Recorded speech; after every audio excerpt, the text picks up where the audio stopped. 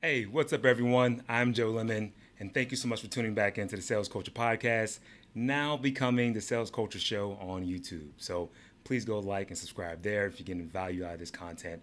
And so let me get right into it. Earlier this week, well, last week on Thursday, I was out walking my dog and I had a couple thoughts. I'll share the video with you so you guys can check it out. So I'm up walking my guy this morning. I had a couple thoughts. One, debating about whether I should do this LA marathon joint. So, looking for the right training program. I might jump into this. We'll see. Deshaun, you got to hit me up with that. Two, I'm just thinking about how several people that I was speaking with, several doctors I was talking to yesterday, talking about how much the patient volumes are down, and how when things are down, people react in two ways.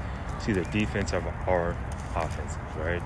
And the offense, I just don't know why you wouldn't go on offense if you don't have the run. Literally, I was thinking about why people go on defense when they don't have the cash reserves to really outlast their, this downturn or this slowing in a lot of new business that people are getting. So I was talking about a lot of my clients, a lot of healthcare providers have noticed the patient volumes are down.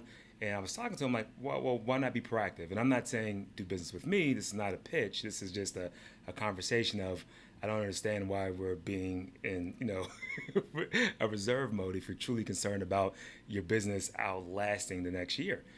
And so I also, in that same stories, I was debating about doing this marathon again. So I did a marathon in the past. I put up a horrible time.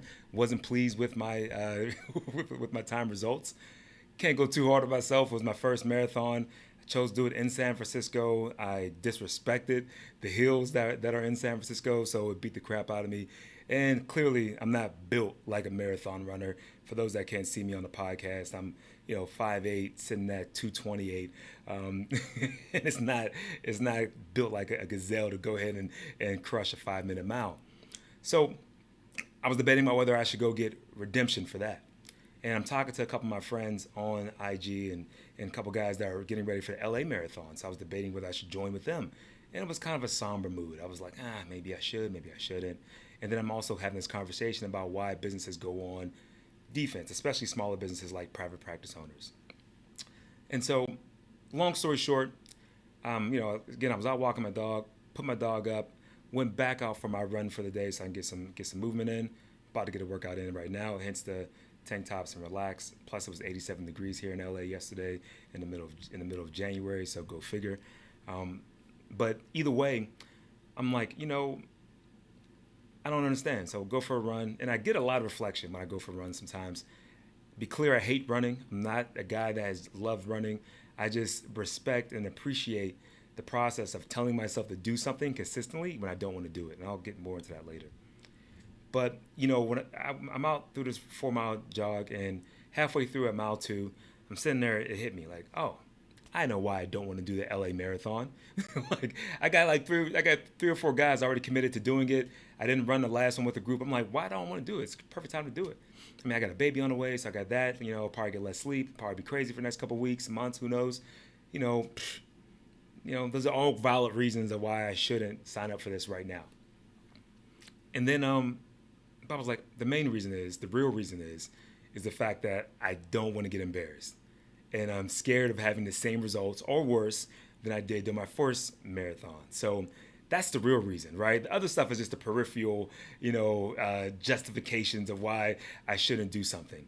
And so it got to me doing the same thing with small business owners, right? Like, especially my guys that don't have the cash reserves to play effective defense. Like, if you're not equipped to be an all pro defense in business, meaning that you have the cash on hand to outlast a downturn or a potential double dip, whatever that may look out for at least a year after what we did last year, how do you not go hard at least trying to build up your actual business and be proactive with it? Not saying spend money. There's a lot of different ways to go about doing that don't cost you anything besides some sweat.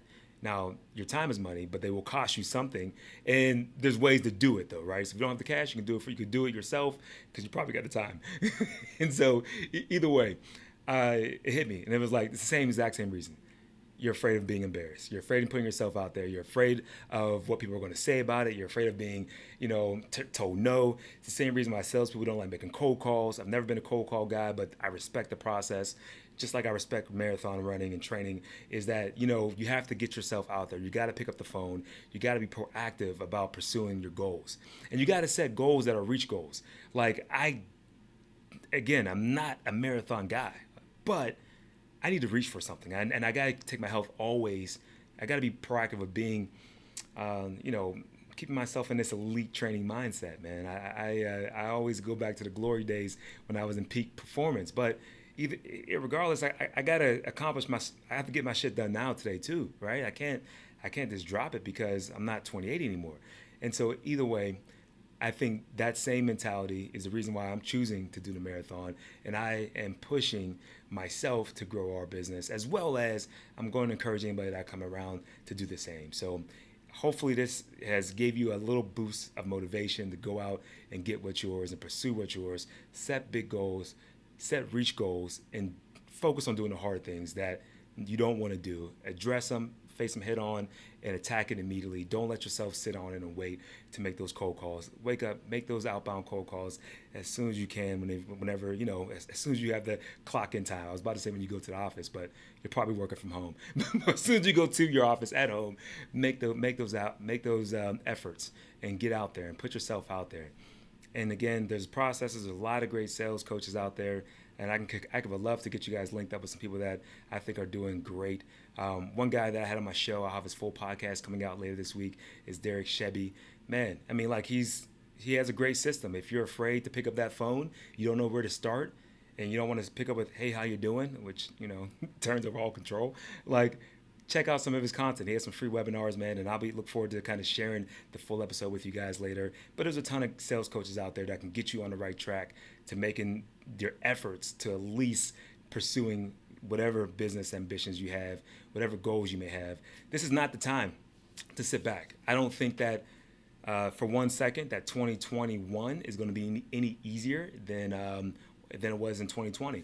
And to be quite honest with you, I came out with not the right mental framework to be able to dominate 2020. That's not going to happen this case around. I'm coming out hard. I'm coming out like it's going to be the fight of my life, and that's how I'm going to pursue it. I'm going to have a blast doing it. I'm going to have a lot of laughs throughout the process. I'm going to celebrate in between. And again, I'm going to spend a ton of time with family. Like my priorities are my priorities, but the goal is the goal. And so, I also want to say that, like, the priorities, and this is separate content, but I just think that so many times we let the minor goals dominate the big goals, man. And I'll save that for a later date. But either way, thank you so much for tuning in. And if you got any motivation, any inspiration out of this video or podcast, please tell a friend about it, because it just helps me spread the word and gets people out there. With that said, hopefully you guys crush your goals this year, and look forward to bringing more heat for you.